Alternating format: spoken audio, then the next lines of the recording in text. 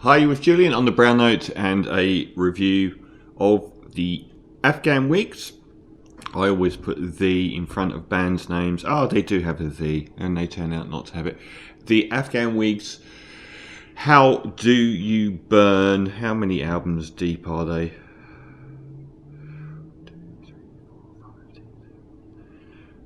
10, I think. 9, sorry.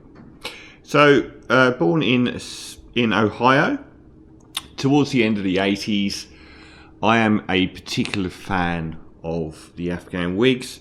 When they went to a major label, they were absolutely phenomenally good.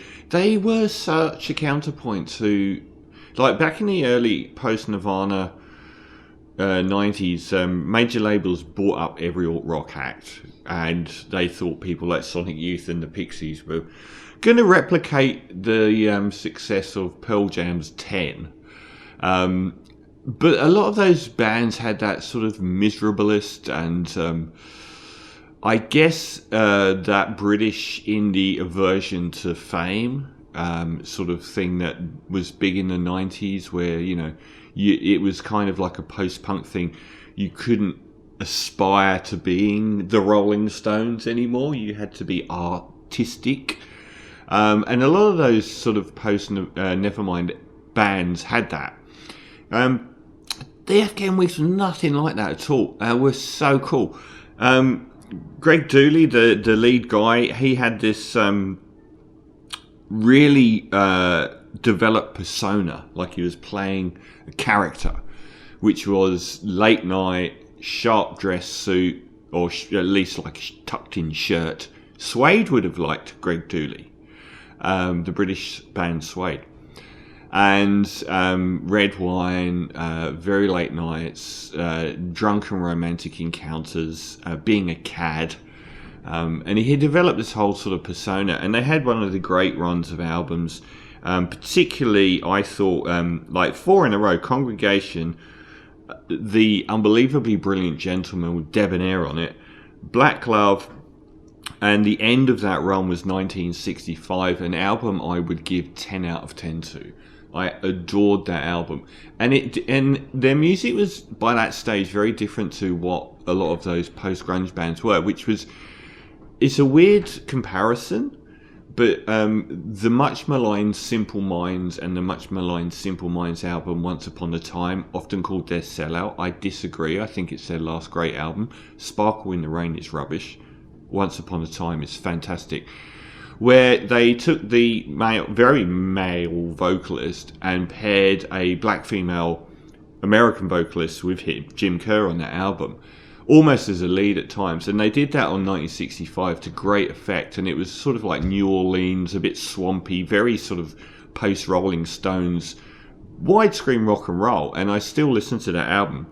And they came back, they had a hiatus after 1965 came out in 1998. And they came back with a really good album, Do the Beast, in 2014, and have been touring ever since. I think I might have missed In Spades in 2017. But How Do You Burn is, I think, their best album since the 90s, and very exciting for me.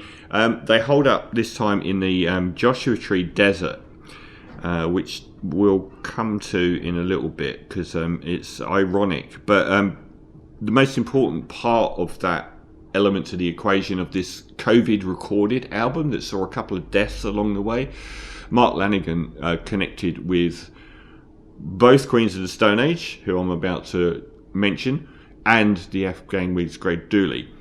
He passed away, and so did the original guitarist of the Afghan Whigs as well. So this was sort of made throughout the lockdown, and the fact that it's in that desert locale. Queens of Stone Age have their own famed desert studio. This was a studio in the Joshua Tree.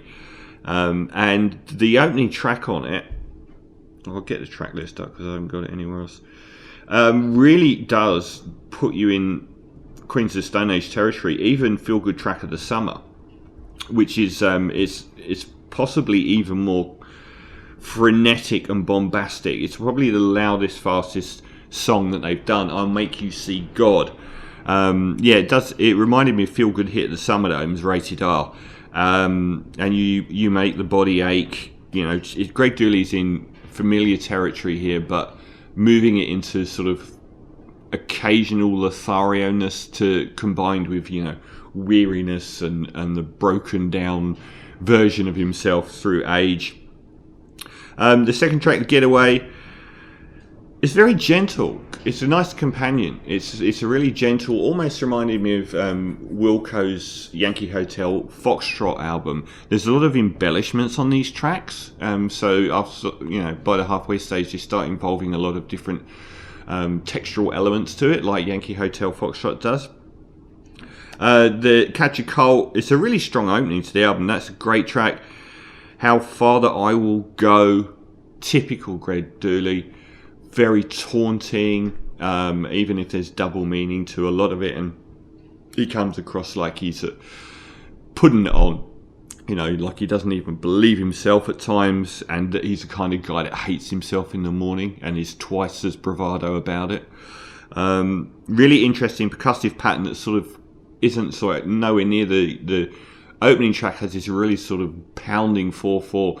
And that track's got this really nice sort of in between the moments percussive instrumentation and guitaring, which reminded me weirdly of like The Smile on Radiohead. Some of the guitar in it, some of the strings in it as well. They pack a lot of detail into these tracks. I can understand the gestation being so long because there's so much detail in a lot of these tracks.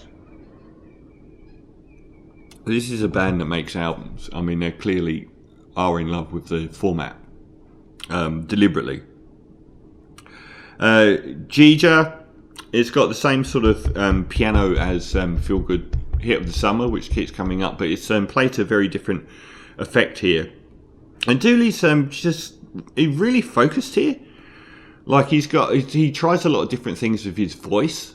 He tries to put on a lot of different hats singing. Don't hear that so much. I think this is a golden era for indie alt-rock guitar music. It died a death probably around 2005, and it has just risen over the last sort of 5 years again. And this year has been a high watermark of indie and alt-rock guitar band music. Not a lot of them are trying to do so much with their voice. Maybe the guy from Black Midi. He's a great singer, and he tries on a lot of hats. And I like the way that Greg Dulli's voice is mixed on this album. It is just far enough back that it's not overwhelming for a lot of it, and then it rises to the top on some of the quieter tracks. And it's I'm a perfectionist mix lover, so I really do notice when an album is separated, all the instruments are separate, and you can hear everything. And this is a really messy album, but it's really messy in a good way. It's like everything's pushing in the same direction, so you get a wall of sound. I really love the sound of the album. Please Baby Please, there's a track on Rated R, Queens of the Stone Age, keep coming up here, which has got the same sort of organ sound on it. I really liked it, but the thing that blew me away is if you'd have told me that this was Elvis Costello singing, I would have believed you. It's so bizarre. On the Please Baby Please, it sounds like Elvis Costello, and it's a really wistfully romantic song, one of the best on the album. Great vocal performance by Dulli. Lots of the tracks are very sort of sweeping and melodic. The next one, A Line of Shots, has got guitaring like The Edge. And there's almost that fullness of the Joshua, not the Joshua Tree place, but the Joshua Tree album. And it's got this really choppy sort of edge-like guitaring that builds throughout the track.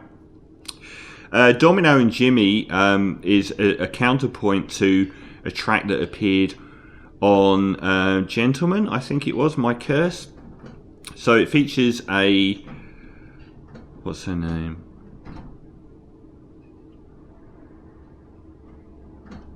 Oh, Marcy Mays. So a track called My Curse, which was about Greg Dulli being very, very toxic. So he could come across as this really toxic, chauvinistic guy playing a character in songs.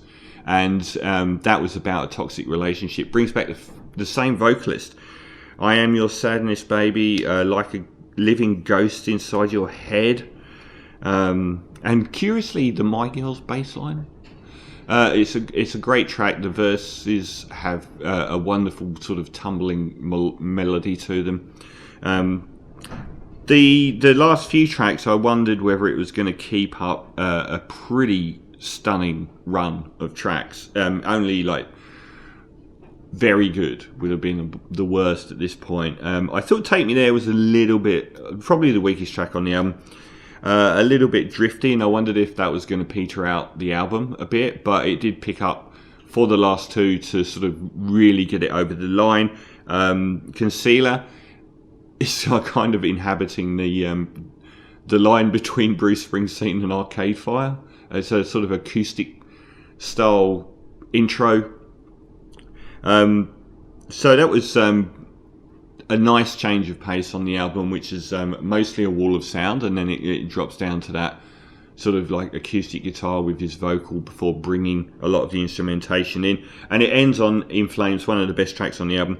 I'm looking for a good time. I'm on the street. I'm looking for a good time. So Greg Dulli. And the guitar work at the end as well. It's this really, really strong finish to the album. So it's I think it's definitely their strongest album since they were reborn. And I think Greg Dulli is in this kind of James Bond-like place where he can't be how he was only.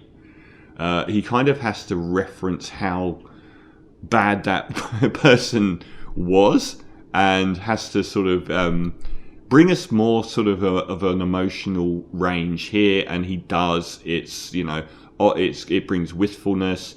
It brings, a lost feeling, a bit of romance to go alongside. And I like the way the last track is kind of like him being reborn as the Lothario out and trawling the gutter, being as low rent as possible.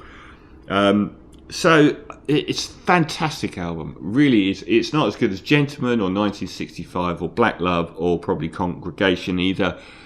But they are firing on all cylinders on this album.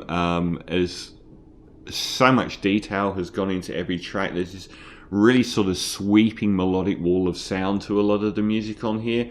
So Afghan Whigs, How Do You Burn? I'm going to give a really solid 9 out of 10 to, in a year where I've given so many big scores like Black Country New Road, Black Midi, Soul Glow. There's, I think, the Just Mustard. So many 9s plus this year for indie or alt rock guitar music. So Afghan Whigs, How Do You Burn?